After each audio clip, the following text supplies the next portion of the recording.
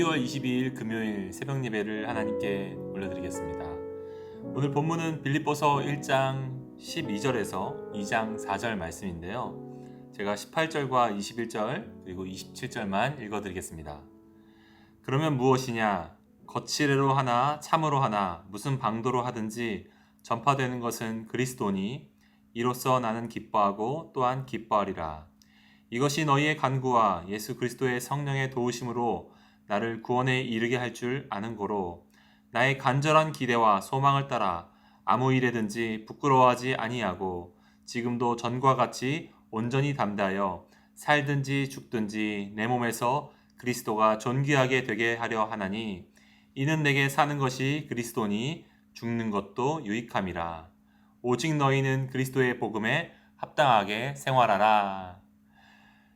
신앙생활은 매임이 없는 삶이 아니라 매임 속에서 그리스도의 연합을 보는 것입니다.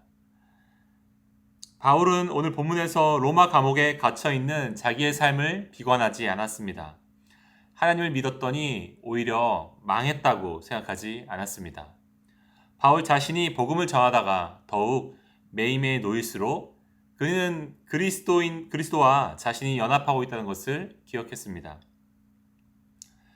빌립보서 1장 20절 나의 간절한 기대와 소망을 따라 아무 일에든지 부끄러워하지 아니하고 지금도 전과 같이 온전히 담대하여 살든지 죽든지 내 몸에서 그리스도가 존귀하게 되게 하려 하나니 이는 내게 사는 것이 그리스도니 죽는 것도 유익함이라. 물론 그리스도인들 사회 안에서 감옥에 매인 바울을 향한 시선은 크게 두 가지로 나뉘어졌습니다. 하나는 더욱 그와 함께 하자라는 마음으로 복음 전하는 삶에 동참한 사람들과 나머지 하나는 이제 바울은 끝났다. 우리가 바울의 자리를 빨리 대체해야 된다 라고 하는 마음으로 그 자리를 노리면서 열심히 사역한 사람들이 있는 거죠. 그런데 바울은 그 일로 크게 분노하지 않았습니다. 왜냐하면 복음만 잘 전달되면 되었기 때문입니다. 어떤 동기든 그 과정 속에서 자기의 자리가 사라지더 하더라도 바울은 괜찮다라고 생각했습니다. 애초에 바울의 관심은 교회의 리더직에 있는 것이 아니라 복음이 이 세상에 전달되는 것이기 때문입니다. 저는 몇 해 전에 그런 생각을 한 적이 있습니다. 후에 제가 만약에 어떤 일들로 인해서 목회를 못하게 되는 때가 온다면 무엇을 해야 될까? 저는 환경미화원이 생각났어요. 실제로 그게 되는 일은 매우 어렵다라는 것을 공부 열심히 해야 된다는 것을 알게 되었지만 세상을 매일 아침 하나님께서 새롭게 세팅을 하시는데 그 일에 내가 동참하는 것이라고 그 일을 참 존귀하게 제가 바라보게 되었기 때문입니다. 저는 왜 지금 목회를 하고 있는가 이런 생각을 살면서 오랫동안 목회를 하면서 종종 생각해 올 때가 있었는데요. 그럴 때마다 제게 거듭드는 생각은 내가 지금 예수님을 가장 효과적으로 전달하고 그리고 예수님의 영광을 가장 잘 드러낼 수 있는 방법이 저에게는 목회더라고요. 그런데 제가 만약 하나님의 영광을 가릴 때가 온다면 스스로 목회를 내려놓고 도리어 다른 일 속에서도 하나님의 영광을 나타낼 고민을 하면서 살 것 같습니다. 그러면 무엇이냐? 거칠애로 하나 참으로 하나 무슨 방도로 하든지 전파되는 것은 그리스도니 이로써 나는 기뻐하고 또한 기뻐하리로다. 바울의 고백이고 저희들의 고백이죠. 저는 이 점에서 모든 성도님들의 직업 속에 적용해 볼 부분이 있다고 생각합니다.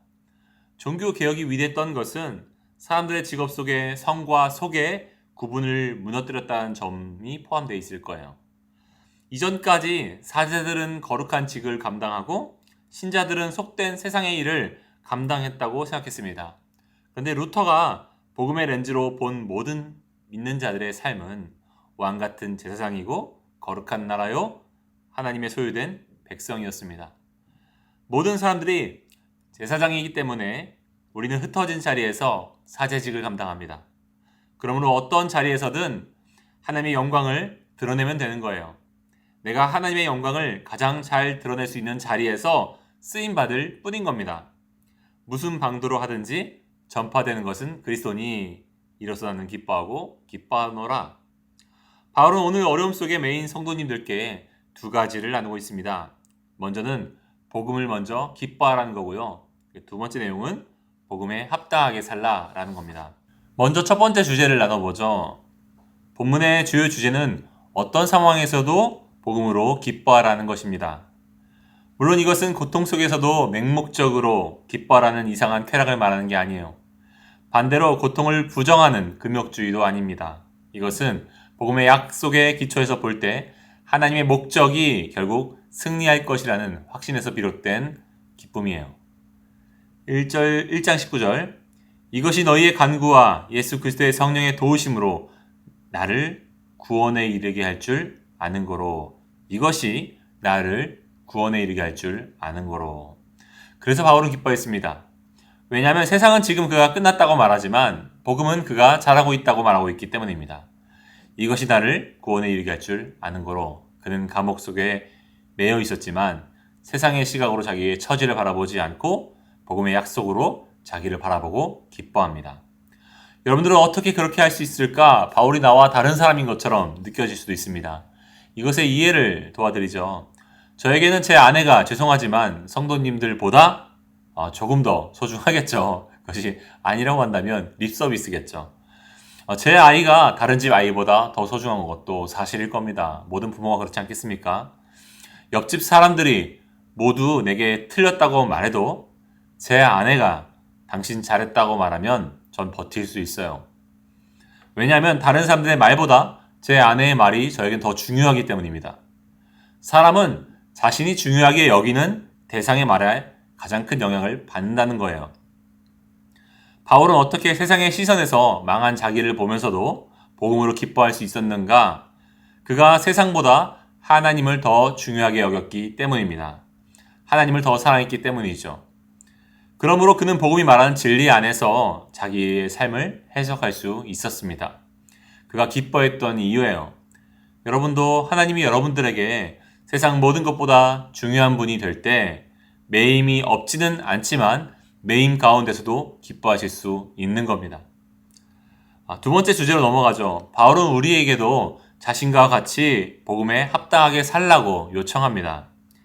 27절 오직 너희는 그리스도의 복음에 합당하게 생활하라. 복음에 합당하게 살라는 것이 무엇일까요? 우리가 믿는 믿음의 내용에 기초해서 살라는 거죠. 바울이 16절에서 한 말을 들어보죠. 이들은 내가 복음을 변증하기 위하여 세우심을 받은 줄 알고 그는 예수의 소식을 따르는 것은 복음이 아니라 죽음이라는 말을 변호하기 위해서 부름받았다는 것을 잘 알고 있었습니다. 그가 이해한 복음은 우리를 대신해서 사슬에 매이시고 죽으셔서 부활하신 예수님이 새로운 길을 여셨다는 거예요. 세상은 죽음이 절망이기에 죽음을 피하려고 하고 경제적으로 쪼들리는 것은 망한 것이기 때문에 내 안전을 위해서만 살라고 말합니다.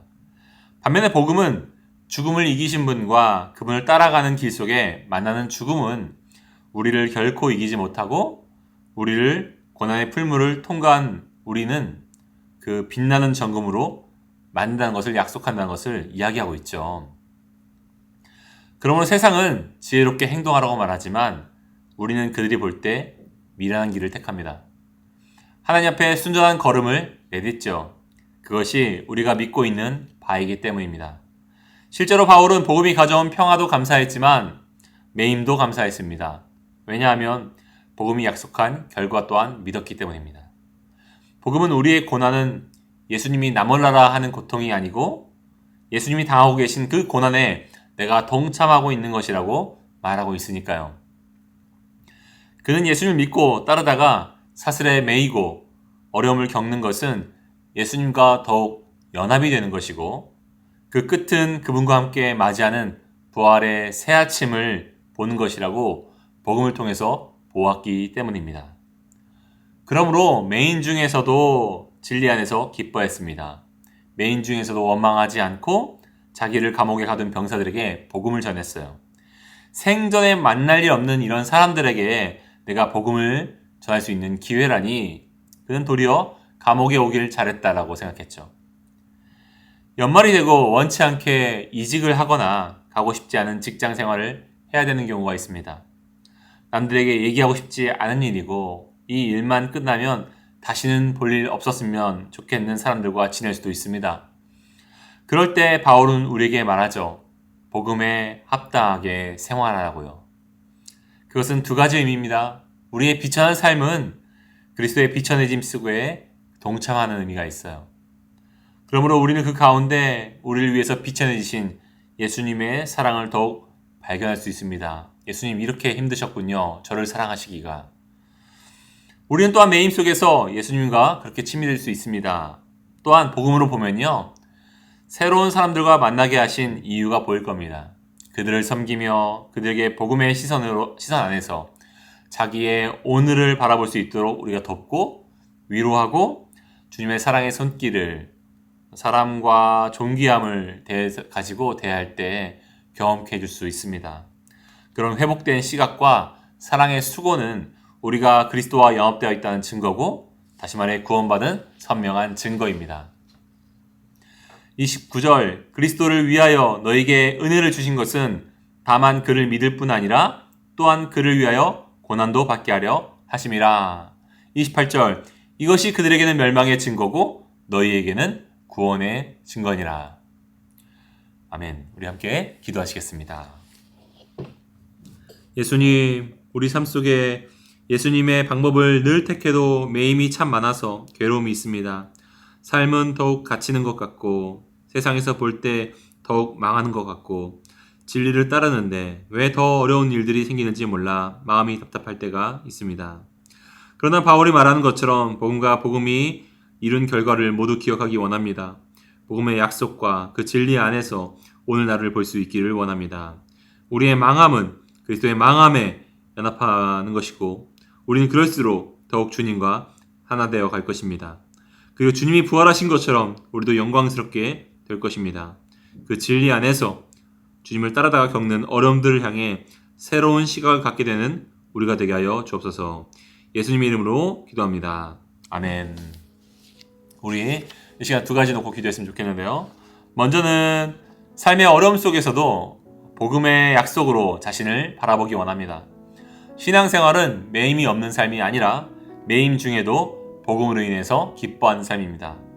복음의 약속 안에서 오늘 내 삶을 바라보는 렌즈를 통해 회복하게 해달라고 기도합시다. 또한 두 번째로는 직업과 일상 속에서 복음에 합당하게 살기를 원합니다.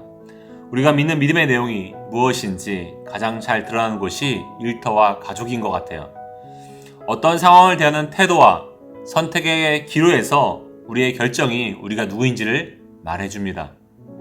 우리가 믿는 복음이 삶으로 드러나게 해달라고 함께 기도하시겠습니다. 기도하시겠습니다.